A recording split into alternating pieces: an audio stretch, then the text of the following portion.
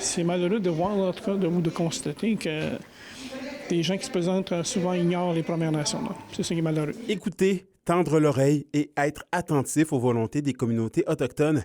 Voilà le souhait de Lucien Wabanonik à l'égard des politiciens fédéraux actuellement en campagne électorale. Pour les engagements, on n'a pas entendu grand-chose jusqu'à maintenant concernant les Premières Nations, à tout le moins les intérêts ou préoccupations. Donc, nous, en tout cas pour ma part, je pense qu'il y a une lacune à cet effet-là de tous les partis dans le moment. Le chef de Lac-Simon se désole de constater que même à mi-parcours de la campagne, les enjeux touchant les premiers peuples semblent relayés au second plan par les différents partis. Bien, écoutez, il y a plusieurs choses. La question de logement. Chez nous, c'est encore une crise de logement importante, puis un arrérage important à combler. La question du territoire de réserve, qu'on pourrait dire, est manquante. On manque de territoire maintenant pour faire nos propres logements, nos propres infrastructures. C'est manquant, c'est criant. C'est important pour nous. Là. Pour exemple, ce dernier affirme que seule la candidate libérale, Mandy Goldmasty, est allée à sa rencontre, et ce, uniquement lundi de cette semaine. C'est la seule qui s'est présentée ici volontairement. Donc, on est bien content de l'entendre, bien sûr. Mais pour les autres partis, c'est silence radio, aucune intervention, aucun commentaire. On n'entend pas. C'est de la silence. Voilà. Est-ce que vous vous sentez un peu ignoré? Bien, tout à fait.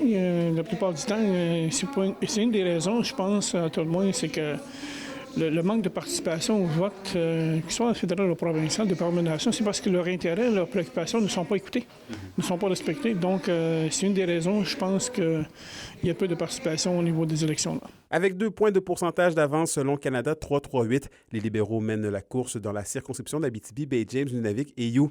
Selon Lucien Wabanonik, c'est le vote autochtone qui pourrait faire pencher la balance dans la présente élection.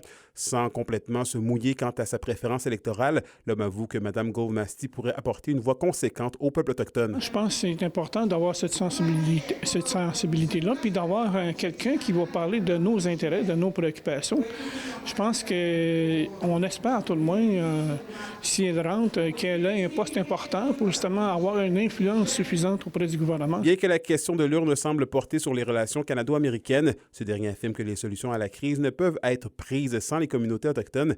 Le chef de Lac-Simon met en garde les politiciens qui évoquent comme solution la relance de projets énergétiques sur les territoires autochtones. Ça ne se fera pas sans nous.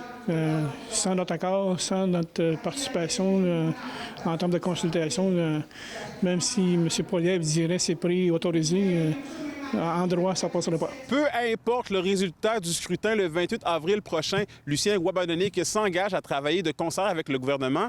En contrepartie, ce dernier exige que le gouvernement soit prêt à travailler de concert avec les différentes communautés peuplant le territoire. Anthony Dallaire, RT Nouvelles, Lac-Simon.